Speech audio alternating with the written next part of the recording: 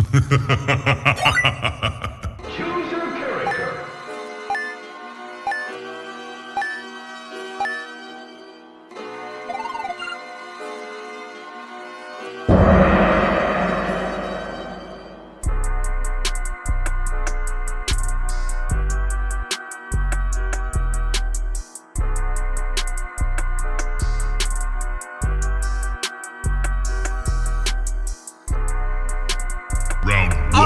All right. Welcome back to the Geek Set Podcast, the only podcast that blend hip hop culture and geek culture together. I'm your boy Deuces, and this is 101 with Deuces, the place where I speak with creators, curators, and people that you should know. And right now, man, we got somebody who has been a part of my life for quite some time. I am speaking with, and I want to make sure I pronounce this correctly, Abubakar Salim.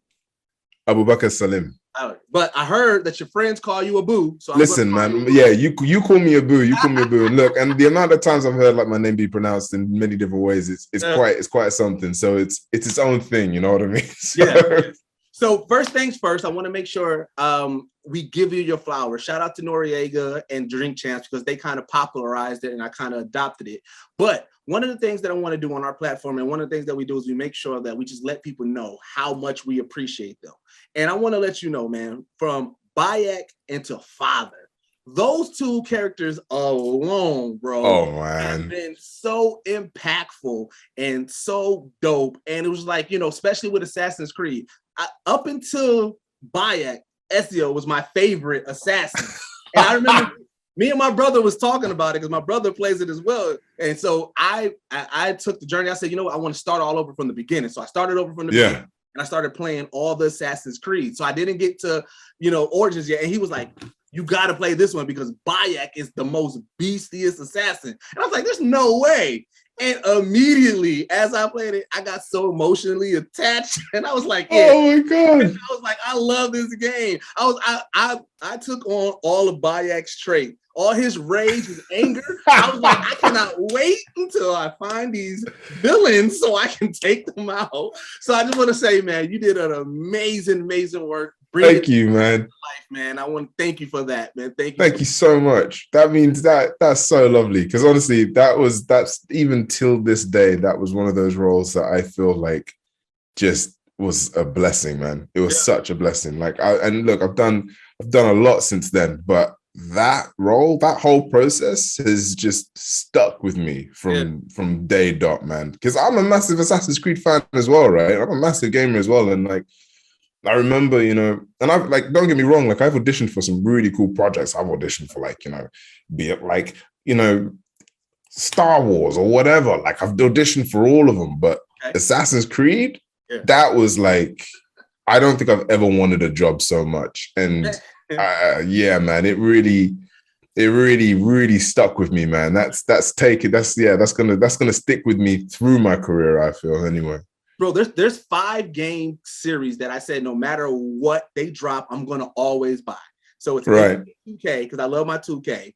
Grand Theft Auto series, and I'm gonna buy every Grand Theft Auto series. Of course, I mean, of course, man. Like, yeah, of course. Assassin's Creed, right? Modern Warfare, and then the Arkham series or anybody within that. So like in that wheelhouse. So like Spider-Man, Arkham. I think that Wolverine game is supposed to be like it, but in that But those are the 5 series. No matter what, any game that I'm going to buy because I remember when I fell in love with the Assassin's Creed series, it was just the fluidness. I mean, growing up as a kid, when I grew up, ninjas was the highest thing. It was 3 ninjas, Ninja Turtles. Like every Halloween, I went in. And I felt like it had dropped off. And I always said, I remember I was like, man, I would love like an open world game where I could just be like a ninja and just doing stuff, jumping off of stuff. So when Assassin's Creed got introduced and that was like the height of parkour, and I was like, this is exactly what I wanted. So dope, right? So dope. And then like for me, like I remember the twist that it was gonna go into like the modern world. I mean, like that,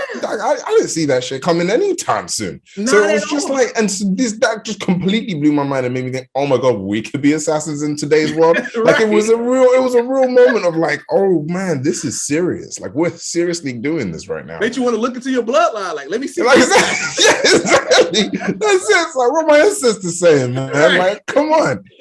Completely, man. Yeah, and then like, and again, it's also, I love the elements of history. So like I'm a big Ancient Aliens fan, right? I love that show. And I tell people all the time, I say, up until the point where they blame everything on aliens, they give you a really good history lesson, about, just like historical monuments and places.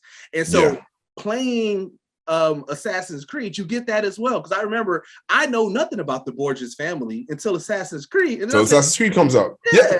And I was like, and then I saw they had a show. I was like, well, I gotta watch the show. But so I love that. I love how they loosely base things. They give more lore to somebody within history books. Like, I just love everything about it. And your story about it too, just in general, because like, of course, everything's secret, hush, hush. So they told you it was this unnamed animated project. And then when your second read, that's when they dropped that bomb. That's when they dropped the bomb. And I'm telling you, I remember like, so yeah, when I got the audition, it was advertised as a TV show, like this Egyptian TV show. Code name was like Egyptus. And I just remember thinking to myself, okay, cool. I'm just like trying to get on by or whatever as an actor. And I remember like auditioning and being like, actually, this is really fun. This is dope. And like throwing myself in it. And then, as I said, like they called me back. My agent said, oh, they'd like to call you back. I was like, oh, great. Okay. Come back in again.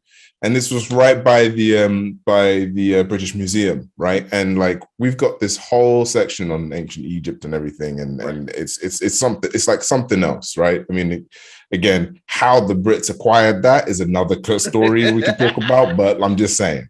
But I remember them dropping the bomb that this is for Assassin's Creed, and in the room I was like, that's right.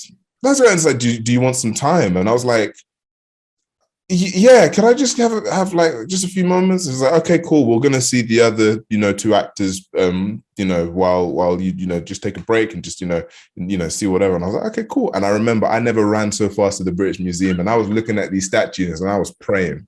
I was like, give me all your energy. Like, this is the moment that you are here today. And I remember just being so like driven to like get this role, man. Like it was something else. It really was something else, man. That's so dope, because it's like you don't hear that many stories often, like outside, like the MCU is giving it now because we all grew up on comic books. And so being able to be in the MCU, like you can see it, but like that doesn't happen often where somebody who's already fan of the base, like I'm talking about a true fan, gets within that role, because then you become a fan of the people. And I noticed that by the way that you interact with the community online and just in general, like you are assassin for life.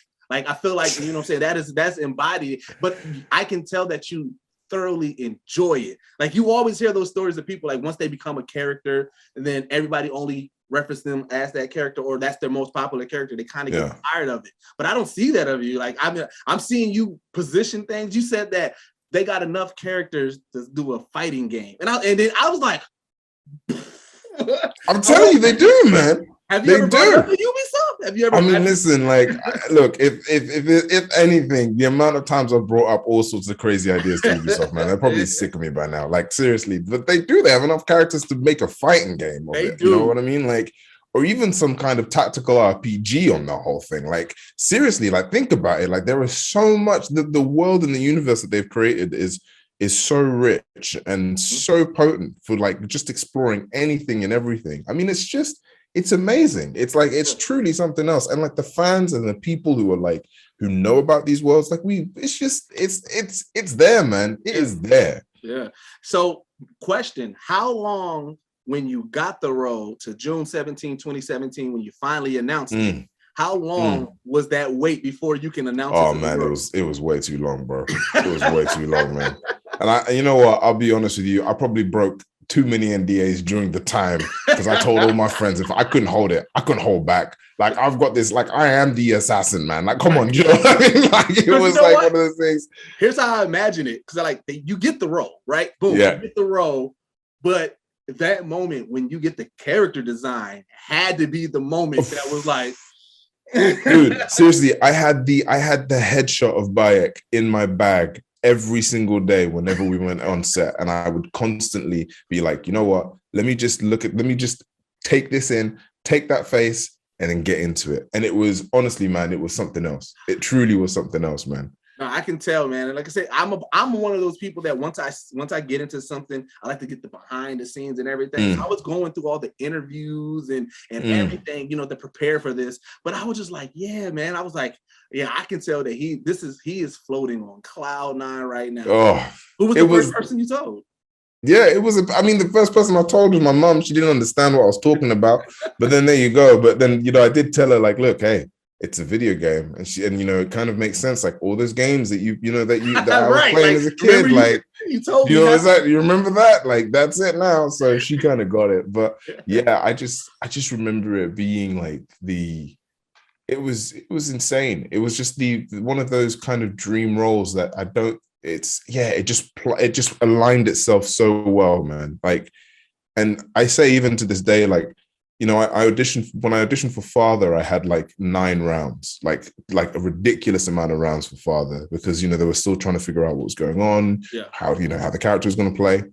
And with Assassin's Creed, it was 2 rounds, but then there was a 2-week wait to hear whether I'd got it or not. And there was a longer wait as well with Father.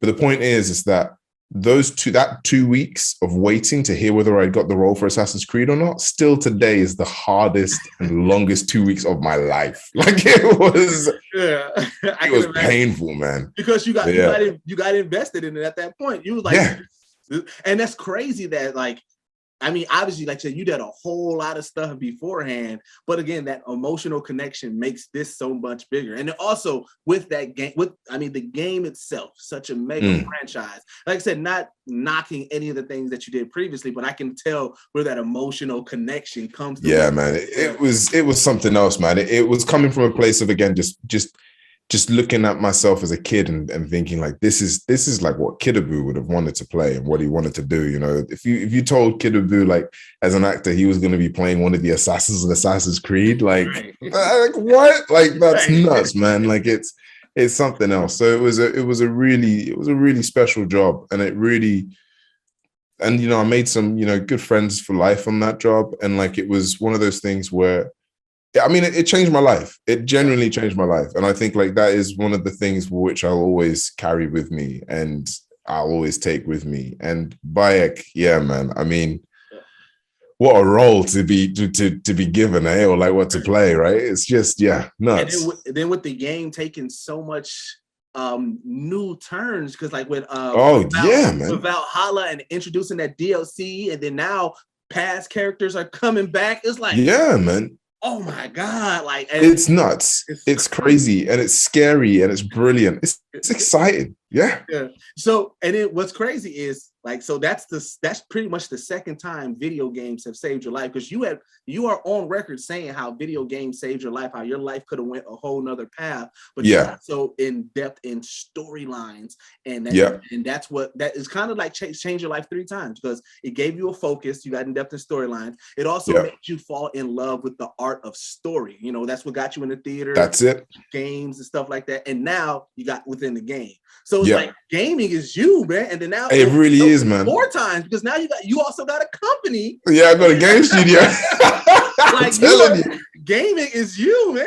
Yeah, man, it really is. Look, it was one of the things, again, like it's a medium of entertainment that gets a lot of slack, I think, from people in regards to, like, they hear Grand Theft Auto and they think, you're just shooting prostitutes, or like, or Call of Duty, and it's like, you're just shouting online. But like there is such a level of complexity and brilliance to gaming and the actual medium of interactively telling a story, right, or being part of a story, that I think it's quite easy to miss. And I think that for me was what really clicked with me, is the fact that I'm watching TV, this was, again, when I'm young, I'm watching TV and I'm, watching films, and no one here looks like me or I can connect with them on a level, because it just doesn't interest me. I'm trying to read this book here, but it's too big, and it's about characters who again, I will never have lives or be close to in my own life. Yeah. So what better way of actually going through a journey of a character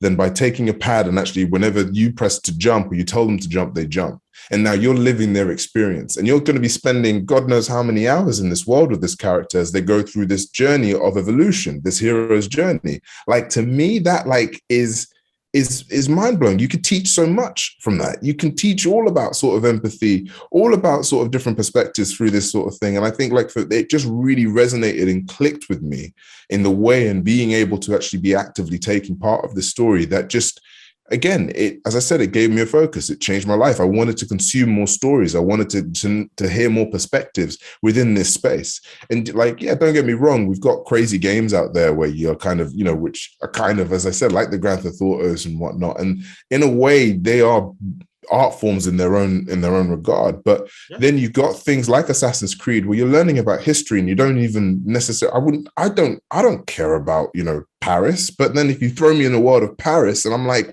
wow, this is nuts. And even with Ezio in Italy, I'm just like learning all this stuff. And I'm just thinking to myself, God, this is so rich. There's so much beauty in these worlds that I wouldn't necessarily want to look into. But because of the fact that I'm taking part of it, I'm actually really caring about it, Yeah. And, to Grand Theft Auto's defense, people get caught up in the open worldness of it. Yeah. When you play the actual storyline, it is very complex. From San Andreas to 100%, man. To like 5. And it's real, and it's real, man. Like, it's serious. And like the thing is, it's like, okay, like you can watch Power, or you can watch Game of Thrones, and you can see all this kind of stuff going on there. Yet you're gonna be saying bad shit about Grand Theft Auto, where actually it's a different it's just a different way. It's the same kind of different way of experiencing something. And I think there is something really great about what the team, the developers, have created with that kind of world, and why it's so successful. And it's just, there's a lot of freedom. Yeah. It's a way of escape, right? You can jump on a plane and fly it anywhere you want it, too. And they allow you to do that. And it's I think it's really, really cool. I think it's really interesting. Yeah, that's what I think, again, that's what I loved about Assassin's Creed. I love open world games, because you have the choice of just doing the main storyline, but you can also do those side quests, right? And so when I went my second go round to be playing all these games and catching back up, because I like the linear story of it. I like, seeing and everything. So I was like, you know what I'm going to do? I'm going to focus on side quests first and knock those out, and then start the main. And then go on the main story. Yeah. I do the same thing, man. Give you a different experience, but it was like, yo, this is really dope. But again, like I said, you get I'm telling you, I'm not going to spoil it, because I know people are going to play the game if they haven't already dove into it. But when certain deaths happen in the game, I felt it. That's why I was like, yo, I took on everything Bayek was going through in that game. Oh, man. Oh my God. And like I said, the twists and turns and everything at the end, man, that was such a dope game. And then like I said, I love how that, it's right on par with your mission with SilverRain Games. Like you said that you wanted to bring to the landscape something that you felt was missing. But again, you also have, like I said, those theater roots, those storyline roots. I wanted to ask you, since you've been in the game, you just hit your year mark with EA. So how is the landscape looking now to you? It still needs work, man. And the thing is, it's changing, but it still needs work. And I think there is an element of excitement, because it is very young. I mean, there's recently just been some sort of outings in a way, and sort of review, sort of calling outs of toxicity within the industry, literally just a few days ago. And what is fascinating and really powerful and interesting as well about it is that the audience and the people care about this stuff, and the industry reacts and does something about it. The one thing that I've learned is that there is a feeling, the employers or the employees, sorry, have so much more power within the games industry that they realize. I think like it's so vast and different from the film and TV space where, you know, if I was, you know, if someone was to complain or if I was to, you know, make noise, not necessarily the actor, but if a crew member was to make noise and be, you know, and be like, actually, I don't feel like you're treating me very fairly, they'll just be easily replaced and found somewhere else. Whereas you can't necessarily do that with someone within the games industry because they have a platform and space to actually talk about it and actually voice it, and they have the support of the people around them. So I think like there is something really beautiful about that, but I still think that there is still a lot of work that needs to be done. And like I think you know, with especially when it comes to even with SilverRain Games, like, you know, we've kind of evolved quite rapidly, right? We've gone from this like small group of like, you know, 3 or 5 people to now like a group of 30, and it's like it's something else, and it's like it's becoming its own sort of living creature in its own thing, and we're learning how to work with it and adapt it and make sure that everyone feels good in it, you know. And it's like we're constantly trying to improve ourselves and constantly trying to evolve and adapt. And I think the excitement is that we have the space and are allowed to do that. Right. Whereas I think a lot of the time, and not necessarily, you know, slamming on film and TV, but there is a structure that works and it stays that way. And I think that is what's sort of why it's so hard and why it's so slow to see changes in the film and TV space, whereas in the game space, it can literally change overnight. And I think that that's what's really exciting about it, and why I really sort of I'm striving to sort of be in that space, because I do believe that the film and TV space also has the ability to change and be as adaptable as the video game space. You just need the right people in charge and the right people to call the shots. And I think like as soon as you do that, and as soon as you give power to those people, like you will just see massive changes. And I think, you know, and don't get me wrong, people are scared of that. And you know what I say? I can't wait to come for you. So it's all good. But I love that because like I said, me doing these interviews, I've had the fortunate opportunity to speak with people like yourself, right? And get to see the passion behind it and what people want to do, you know. And before we started the interview, I kind of told you why I got into this space, right? And I love that because I am talking to a lot of Black individuals who want to do that, who want to change that landscape. And they know because they're passionate about the industry or whatever respective industry, right? So like, you know, for instance, and I'll bring this up in regards to this, is like, I got a chance to talk to O'Shea Jackson Jr., you know, Ice Cube's son. And one of the things that he's very passionate about is video game movies. He loves video games and he loves video game movies, but he just feels like they haven't been done right. And he wants to be the Kevin Feige of video game movies. So remember, before MCU hit, comic book movies was kind of campy. It wasn't it was hit or miss. We had the Dark Knight series, we had the Spider-Man first 2. The third one wasn't, you know, Toby's third one wasn't the best. And then everything else was kind of like, right? And then Marvel came in and then took it serious, and we was like, yo, this is it, right? And that's the same thing that he wants to do. Like he wants to take these movies, these properties, these games that we have that are amazing, that we fall in love with, and bring them to the big screen in such an amazing way where we're proud of it. It's not like we don't talk about that game, we don't talk about that movie like that. And so like that's how I see with you, is like your passion and what you're talking about of bringing into that industry. Like it's one of those things where I was like, I'm gonna just brag on us for a minute. The way that Black people do stuff, the way that people with our skin color do stuff, we gonna do it with flair, but we gonna make sure we do it right, because we know that there's a lot against us. And you know, and we want to make sure that when we make our stamp and we make our mark, like people is like, yo, they see past color. They just see like, okay, this is an amazing company and it's Black owned. Because like that, you know, I've had multiple instances where like, you know, I see other people interview people and I'm like, man, you were asking the exact same questions that you see on all the other interviews. And I'm like, I get it. Like it's the easy go-to question, but like, yo, I want to have things on my podcast that people can't get nowhere else. You know what I'm saying? And this is the thing, right? And I think that's the difference, you know. And I think that's something that I've really sort of again, and I put it down to my parents for this, man, because they really showed me that like you've got to work. And I grew up in a really sort of very predominantly white neighborhood, and I think like there was a sense of like, look, I'll be honest with you, I didn't even see my race until I was much older, because for me, in the way in which my sort of parents would strive me, they were just like, literally just work, just do it. And it's only until they told me like, look, this world is set against you already. Like it's already against you. Like there are so many things that are going to be holding you back, and it just because of the way you look.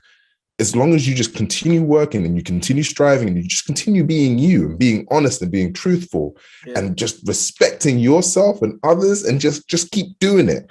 Like, and it's that mentality that that's just stuck with me. And that's kind of what, as you say, like, it's almost like you see a lot of these like Black creators who are, who acknowledge where they come from, but they just work almost unhumanly to a level of like where they just go be like the art that some of these guys and women come out with.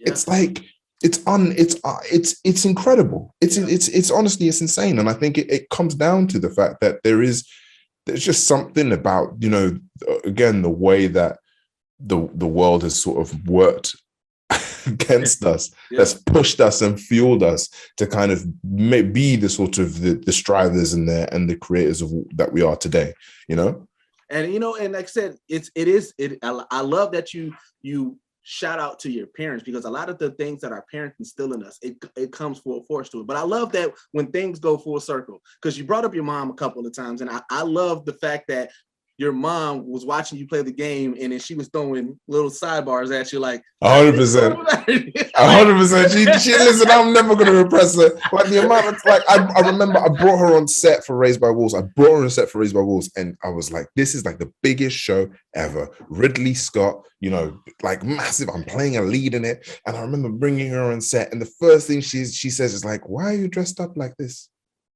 Why are you wearing this?" I'm like, well, it's part of the costume. It's a sci-fi. She says, okay. And your eyes, they're so scary. Why are they blue?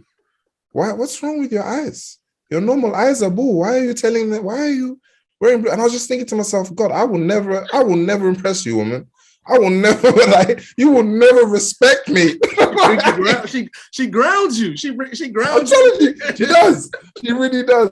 And it was so funny. I remember even introducing her to Travis and like being like, because again, Travis he's a funny guy. I never knew Vikings before I met this guy, but then I got to know him, and he's a brilliant human being, lovely human being. And I remember introducing my mum to Travis and being like, oh yeah, this is Travis, really good friend of mine, and he's really cool on the show. He's in the show Vikings. And she was like, okay. And as we walked by, she kind of leaned into me and said, I thought he was homeless. I thought you'd brought someone. I thought it was like a charity thing that the people had done on set to bring home. I was like, no, Mom, he's like one of the biggest stars on the show. Moms are so precious because they just they break things down to the simplest form. Like they really do. This is what I visually see, so this is what I think. I'm telling you, they really do. And honestly, my mom, it's funny. It's one of those things where if I need to be humbled, I just go to my mom, man. Yeah. I just I just tell her. I'm like, oh yeah, and like I was in the trailer and they didn't call me till later, and she would be like, okay. Remember when I used to wipe your bum as a boy? She was like,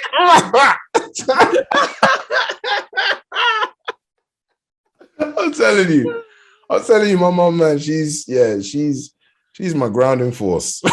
And you know what's funny is because like so I don't know whoever the biggest actor is to your mom, because I know in the States, just one of the things, no matter what you are doing in the Black household, the first thing that either your mom or your aunt's going to ask you is Tyler Perry involved? Because they love Tyler Perry. And it's like, no, like he's not going to be involved in it. But that's the thing. So like, I started doing background roles and dabbling in acting and voice acting as of last year. And so like I was in like Chicago Fire, Chicago PD. I was in a couple of stuff and everything. My mom was like, tell me when you get the Tyler Perry call. I'm like, wow, it doesn't happen like that. Like, man. Like for me, it was soul rest in peace, Sidney Poitier, man. So like my mom was so obsessed with this guy. And she'd always be like, you should be more like him. You should be more like Sidney Poitier. And I'm like, okay, mom, okay, cool. And like, I was just thinking to myself, yeah, actually, you know what? This guy's good. And then there was a moment actually as well when I remember being in when I did drama school. One of the teachers was like, "Oh yes, you know, you remind me of a very, very young Sidney Poitier." And I was like, "Great, I made it. That's it. Let me record you saying that, like, and let me play it back to my mom. Just for saying, let me just play that to my mom, and then we'll be good." You know. So,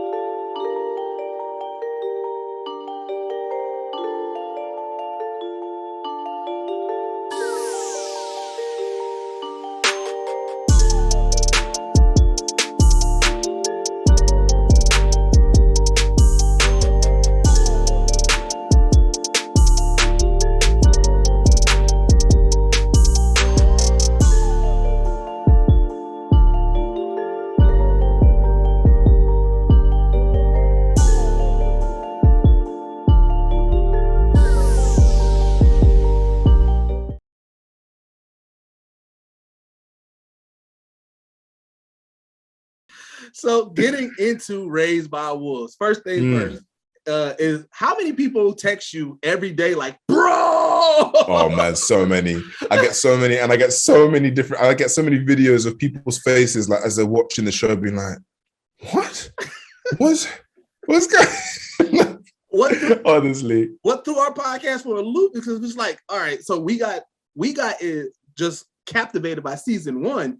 But then season 2 is like, y'all was like, all right, so this is what we did. So let's turn the notch up a little bit. It was like, because it was just like every episode. It reminded me of early days of Lost. Remember early days of Lost where like they would do it like, okay, this episode's going to answer some questions, but then it gave me 10 more questions. And this episode answers questions, but now I got 10 more questions. This is what Raised by Wolves is doing to us, man.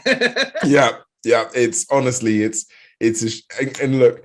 And as I've said this before, like I love sci-fi. Like, you know, you give me Star Wars, you give me Dune, you give me like anything like sci-fi related, Mass Effect, give me it, and I love it. I'll eat it up.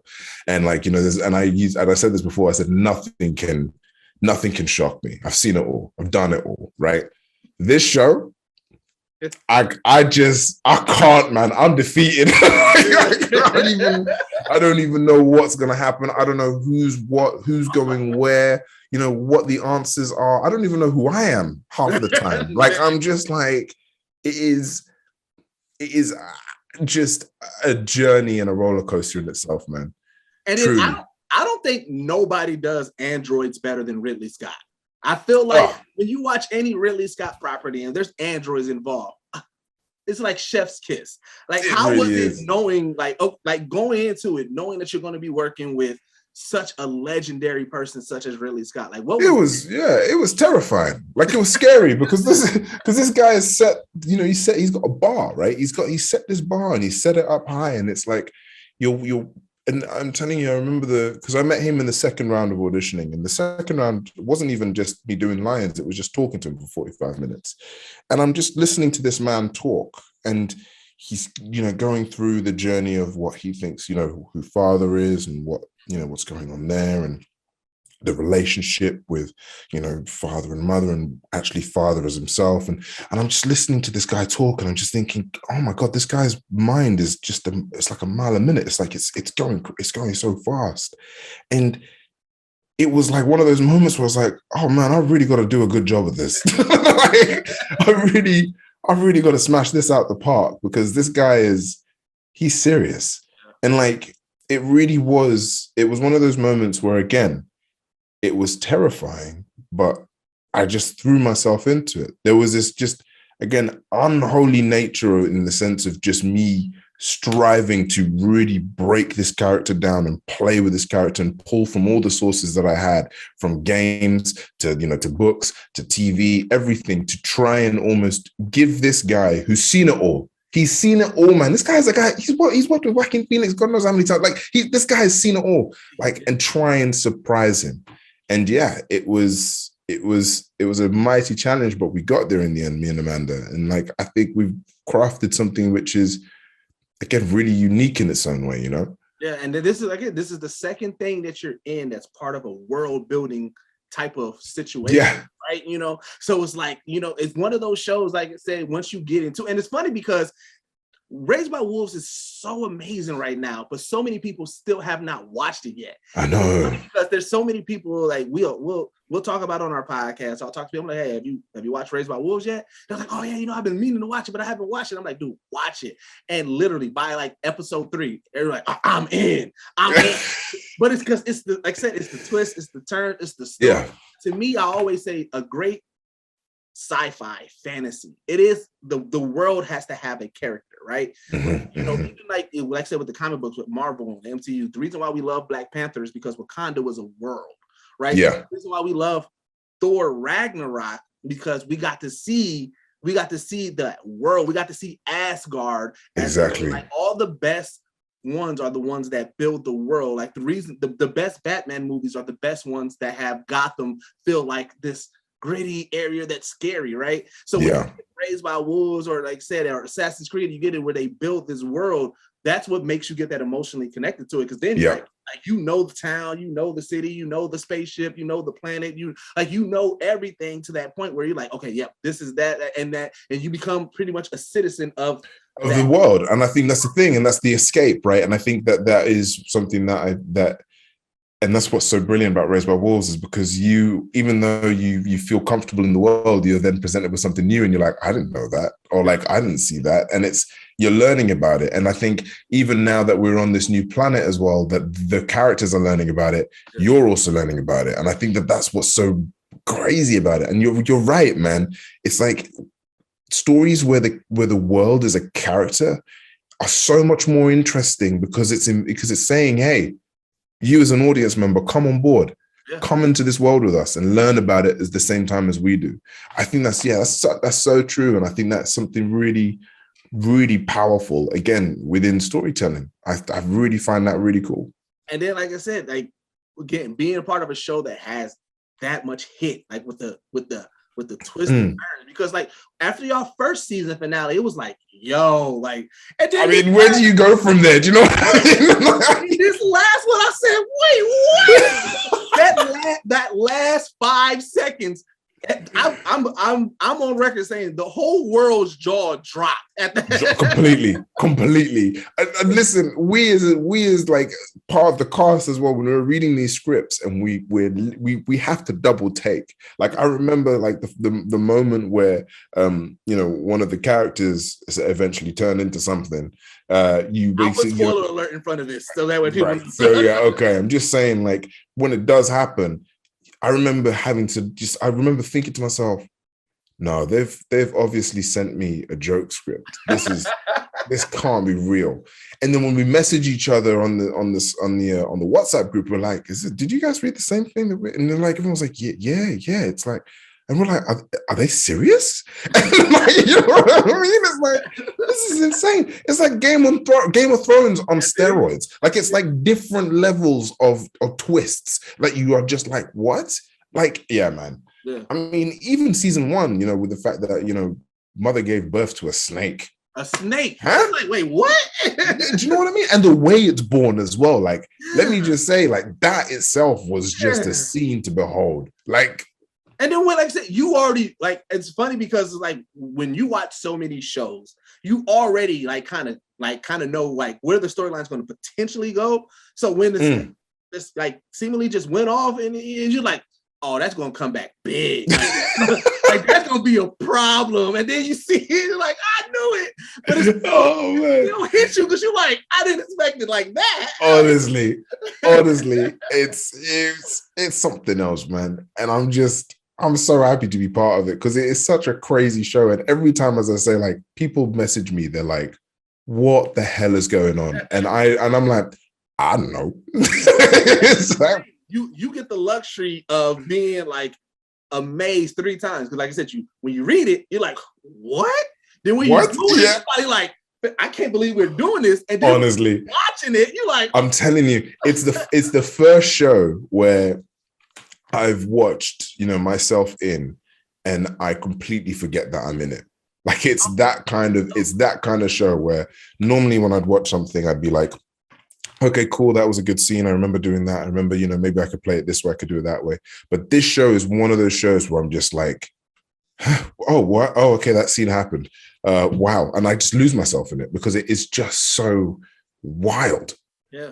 Yeah. And again, like I said, again, with you being a sci-fi nerd, it's like again, you said you auditioned for Star Wars, but it's just like to get Ridley Scott to be like that's, you know what I mean? It's like, it's a thing, man. It's a real thing. And it's if you have a bingo board of sci-fi like legends, Ridley Scott is definitely like first A. I mean, he's there, man. And like, this is the thing. And that was one of the things where I was just like, as well, like, God, I'm working with a genius. And like, and he's one of the greats. And again, I put it down to him, especially him, to, pushing me to start doing more of the stuff that I, for myself and what I want to do. He kind of gave me the stamp of approval that, like, look, if I can impress this guy, this man, again, as I say, who's seen everything, worked with Denzel Washington, worked with so many other great, incredible actors, and like, he's saying, yep, I want you to lead a show that I'm going to be directing.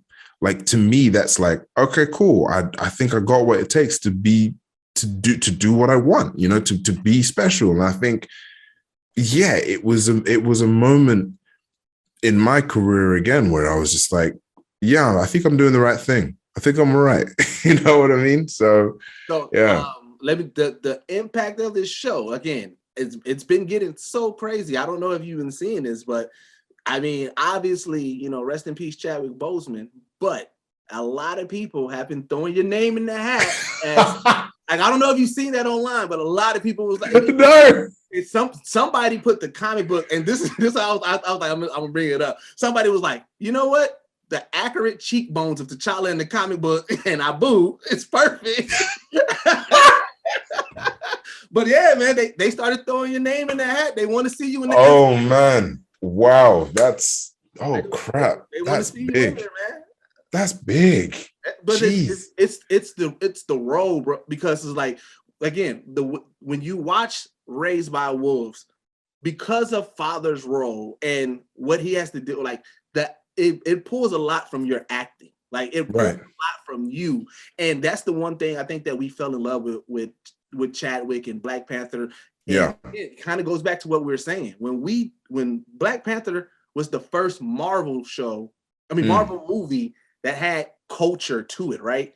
And again, it's a testament to Ryan Coogler. It's a testament to just being Black and saying, like, if we gonna do this, we gonna do it hard, right? Yeah, we're gonna, And so Chadwick's acting, Michael B. Jordan's acting, Coogler's performance, that cast directing, that cast in general, like, it was just so much prestige in it, and your acting fits the mold so much. Like, even if it's not T'Challa, I can definitely see you playing a role within Wakanda. Oh, thank you, man. That means a lot, because I remember seeing Black Panther for the first time.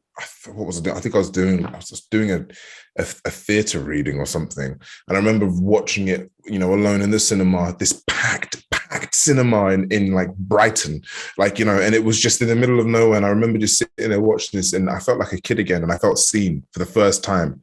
And I was like, this is a world in which it speaks to me. Yeah. It's really speaking to me, man. And it was, it's to be even considered, or even in the same breath of that.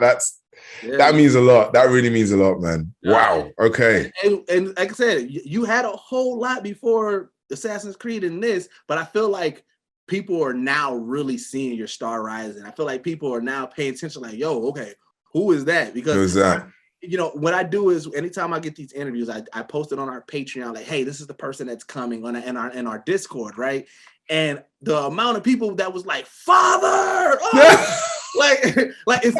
that's also, is that weird that people call you father? I mean, listen, like, it is something else. Like, it really is. I said, like, there was a moment where someone called me that in the middle of a supermarket in South Africa, and I remember just being like, this is, why are you shouting, father, it's so good seeing you. And I'm like, yo, it really is. But hey, I love it, man. I love it. So with you being a huge sci-fi nerd, and this is what I really love about just you as a person. I get into depth. I watch all the interviews and everything as I prepare for this. Are you familiar with the term blerd? Blerd, no. So there's a new term out. It's probably like 5-6 years old. Blerd is called, it's a black nerd, and it's a whole culture. Blerd culture, right? And it's literally what blerd culture is outside of just being a black nerd. It's changing the stereotypes of what Hollywood has deemed the black nerd. For the most part, we've always seen like the socially awkward nerd. He's smart. Everybody hates Chris kind of vibe. Right, yeah, you know, or the Urkel type where he's the butt of yeah, joke. Yeah. And it's not necessarily that. Like, that's not who we are in general. Like, yeah, there's people no, not at all. Culture, but there's a lot of us that are not like that, right? No. So blerd culture is this culture of black people enjoying sci-fi, anime, video games, stuff like that. And nice. So when I listen to your interviews and I listen to you on the red carpet and I listen to how you said, man, Kingdom Hearts made you cry and like, stuff like that, I'm like, yo, Abu is a blerd. Like, he is a blerd. He loves it. He can go into depth about it. And I wanted to bring that term to you because I wanted you to know that there's a whole community of us. That's nuts. I didn't even know that. And you are definitely a part of that. It's funny because I honestly, as a kid, like, I remember just, you know, again, seeing the way that, like, be it just even nerds, but as well as black nerds were portrayed. And I just was like, that's just not me, you know? Like, I can still listen to, like, you know, Metallica, but also listen to, you know, Jay-Z. I can listen to, you know, Nas, but I can also listen to Linkin Park. And I'm just like, and then, you know, I'm still kind of going away and being my own self. Yeah. Like, you know, I could play Yu-Gi-Oh cards and Duel Monsters and all this sort of stuff and Beyblades and stuff, but I can still hang out with you and have a really cool and you know, fun time. Yeah. And it just felt like, and there was a weird time where I didn't know who I was. Like, I didn't know what my identity was because I was looking for it. Right. Yeah. But now you mention that's really cool. Cause that means, wow, okay, I'm gonna have to look into that. Yeah, definitely do, because like I said, so I equate this to like to how Black Panther introduced Wakanda, right? So we just did our Forbes magazine interview, and they asked us about like just Geek Set and the blerd culture and everything. And the one thing I said, you remember that moment where T'Challa, he made the decision that I'm going to open up the world to it, right? And then that kid, one kid was like, who are you? And he told him, and you can kind of see like that kid kind of like, oh, he had that moment where he felt seen, like, oh, wait, we can do this, we have this. And it's that. I said, blerd culture, when I got into doing this podcast, I wanted to be that I want to show people like that passion that Black people have with nerds, right? But I didn't know what blerd was at that moment. And I remember when I found out the term blerd, it was almost like the moment that you just had. It was like instantaneously, I felt like I found my tribe. And now every day through Twitter, through my podcast, through interviewing, I'm having these conversations with, you know, like I said, with, you know, people such as yourself, Jay Ellis, O'Shea Jackson Jr., all these people who like doesn't fit the stereotypical nerd. But when you talk to them about video games or you talk to Jay Ellis about comic books, they go in depth and talk about detail.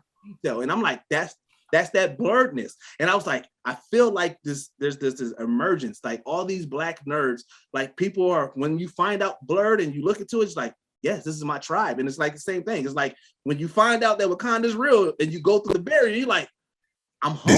This is it, right? Yeah, exactly. That's nuts. Okay, that's the first thing I'm going to do when this ends, man. I'm going to Google that. I'm going to look into it, go on Twitter and look at it, because it's one of those things which have always been something that I've, you know, again, I've never felt necessarily, it's not about not feeling comfortable, but it just never felt right or sat right to be like, yeah, I'm a nerd or like I'm a geek, because it's like, yeah, but the idea and the image that brings up doesn't necessarily actually equal to me.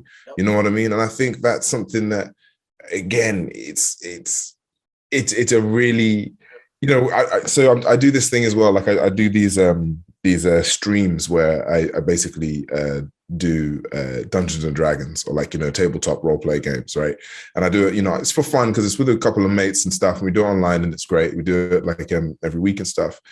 But I remember for the beginning, like the people who would watch it would be like, "Oh, this guy, like, who's this guy?" They just got like a known face to come on and, you know, play something that they don't understand, or like, "Oh yeah, he says he's like a geek or whatever." But then I'm going in, like, you know, I know my rules, like I know what I'm doing. I know when I get that, you know, when I roll 20, I know that's a crit, my man. Or even if it's a 19, like I know my rules and I know my classes and I know my character. And people are like, "Yo, this guy's."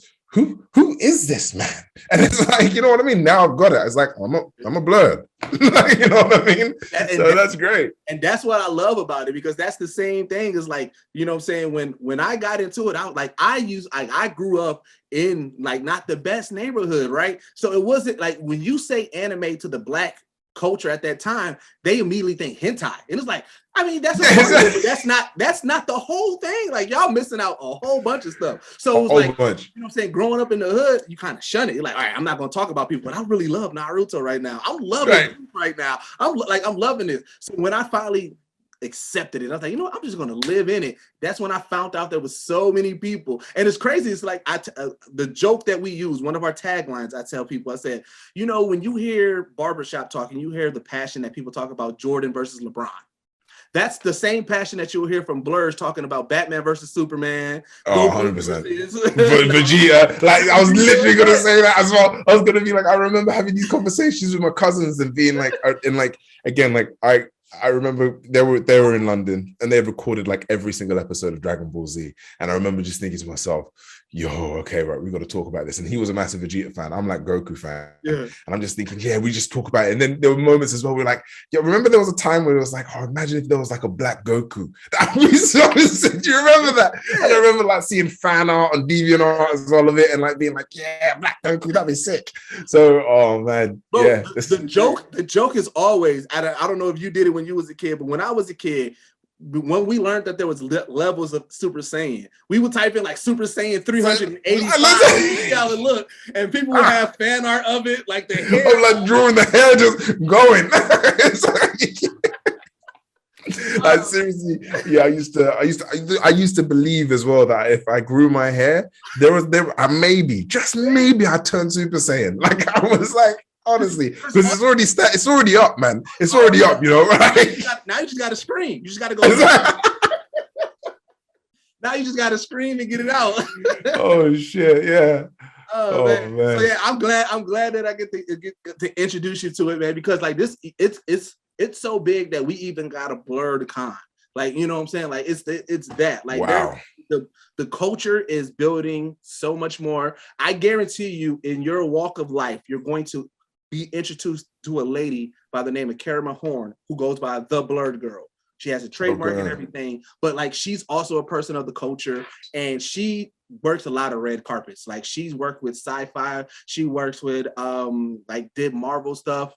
Angelique Roche, she also identifies as a Blerd. So like, I think you're going to start seeing more. It's like one of those things, you know how like when somebody in your family gets a car and then you start seeing it everywhere. Yeah. Now that I introduced you to, you're gonna start seeing the term Blerd. And oh man, that's just like, again, it's like the Matrix, isn't it? It's like you've now just awakened something in me that I'm gonna be seeing everywhere, and I'm just gonna love it. It's like, I love it. But yeah, I wanted to make sure you knew about it, because you are definitely somebody that the Blerd culture talks about a lot. We hold you. Oh man. Same thing with Black people. We want to make sure we celebrate it. We want to make sure we celebrate the people of our culture, especially people that are doing highly dope stuff. And the fact that you're doing such a dope one, like I said, with Raised by Wolves, such a dope sci-fi show that is of this prestige, that has Ridley Scott, the acting is amazing, the world is amazing. Like, yeah, we definitely celebrate you, man. And that's why, like, it's funny because, you know, like going down this walk of life, and this is going to be, now I'm just going to give a little bit of behind the scenes.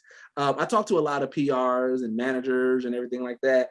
And your people reached out to me, was like, hey, you think that you would want to interview a book? I was like, wait a minute, that name sounds familiar. I had to look it up because I'm like, I get so wrapped up into the characters. I looked up, I said, yeah. I was like, what are you talking about? I love Assassin's Creed Raised by Wolves. And I was like, you didn't notice it, but I'm like, yeah, like, definitely send that through. Like, listen, you know what? I love my team, man. They're great. And it's so funny as well. Like, I think the one fear I had as well was just how, again, you get into this industry and you sort of, you fear that oh, I have to be someone else or someone that I'm not in order to sort of succeed or be, or, you know, to be different. And I put it to my team, man. They accept me for who I am and what I say, man. Like I could message them in the middle of the night and be like, hey, I have this really crazy idea for this game thing, and I was really wanting to talk about it. They'll listen to me.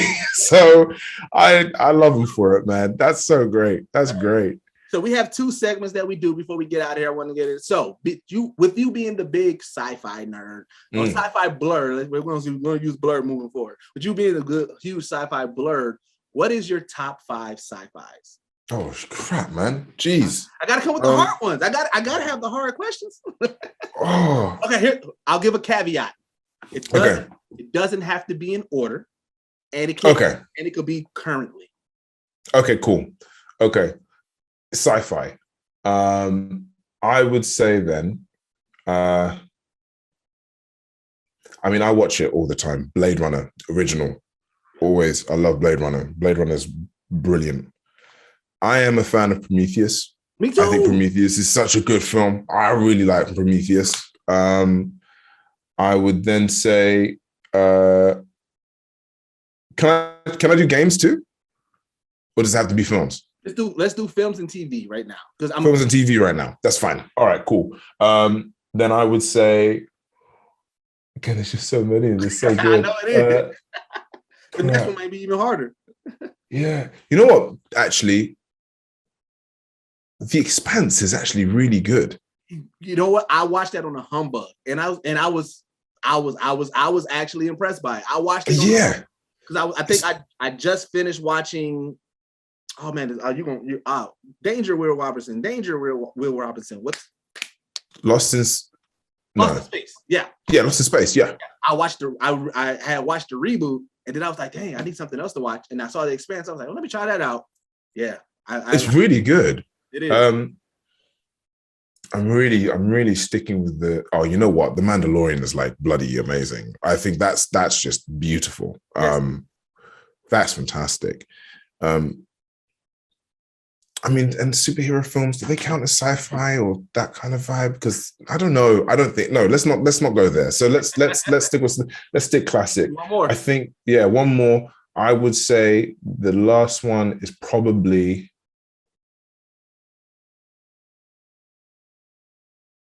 Moon. Ooh, that's a solid list. I respect that.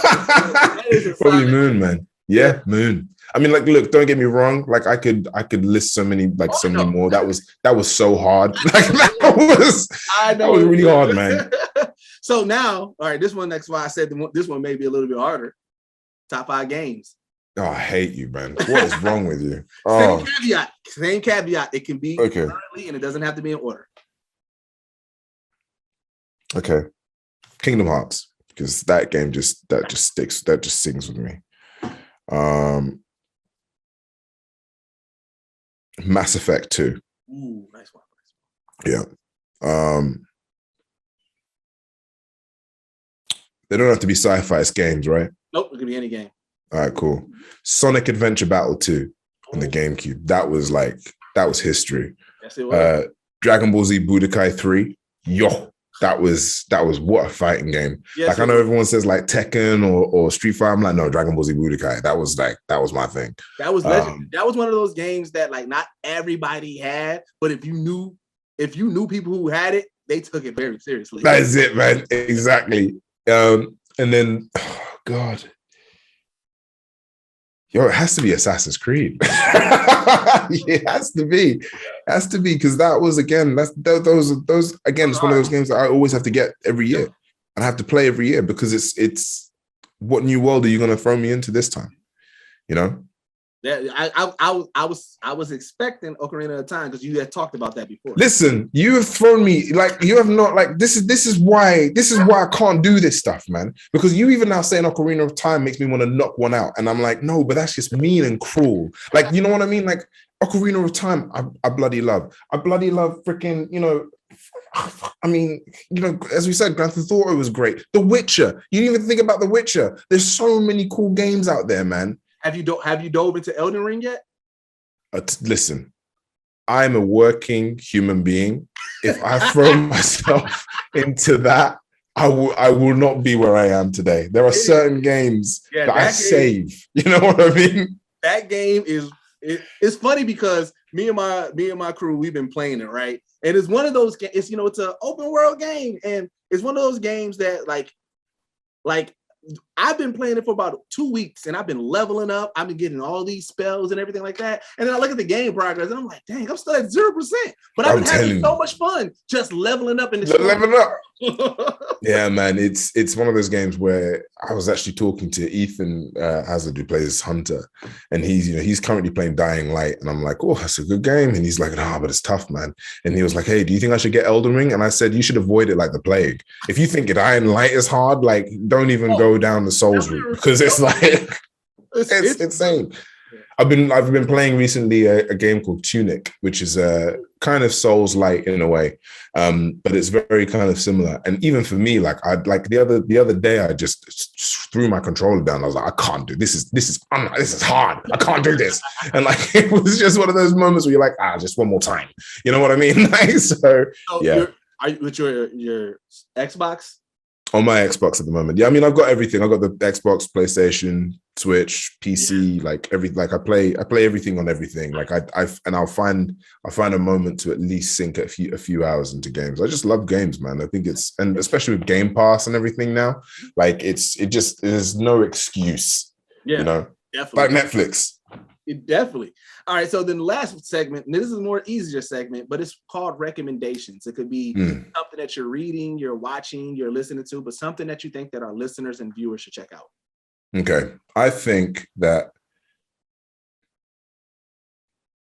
you know what I'm actually reading recently, which I think is really beautiful. And like, especially the context of like what everything's going on and everything, just what I'm kind of going through. Frankenstein.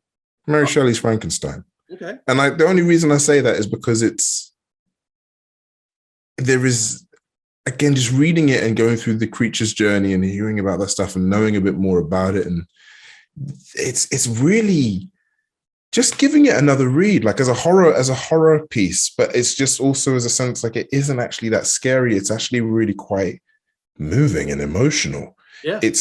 It's a, like, you know, I think when everyone thinks Frankenstein, they go, oh, the monster, Frankenstein's creature, and it's scary and it's terrible. He's brought dead bodies back. But actually it really explores the push of what humanity will go through to try and strive to be the best. And then also what it means, also how far, you know, something would go to feeling loved. And I think, like, especially in today's age where we have all this social media and all this sort of stuff going on, and like just the way in which people are as a whole, as a society, I think that is something to read, you know, and sort of be like, and reflect back on what we're going through. I'm going to also say one more thing as well. The other thing I would say is Succession, because Succession is an incredible show that I've just been watching and kind of binging and throwing myself at, which I bloody love. Yeah. And probably Castlevania too, because Castlevania is great. Okay, that's 3 things. Like that's enough for now. So listeners and viewers, open up your day and watch and read everything.